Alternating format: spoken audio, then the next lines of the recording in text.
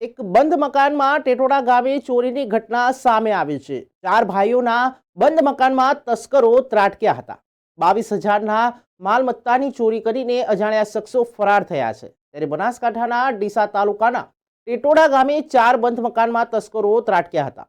દરવાજા તાળા તોડીને અંદર પડેલા કાંસાના વાસણો તેમજ ચાંદીના દાગીનાની ચોરી કરી અજાણ્યા શખ્સો ફરાર થઈ જતા મકાન માલિકે ફરિયાદ નોંધાવી।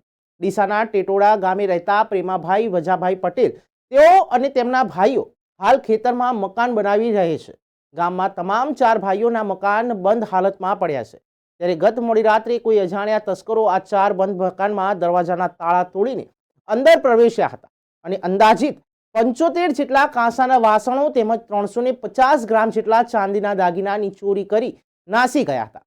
બીજા દિવસે વહેલી સવારે બનાવ અંગે જાણ થતાં મકાન માલિક ચોરી થયેલા મકાને પહોંચ્યા હતા અને તપાસ કરતા અંદાજિત 22,000ના માલમત્તાની ચોરી થઈ હોવાનું જણાવ્યું।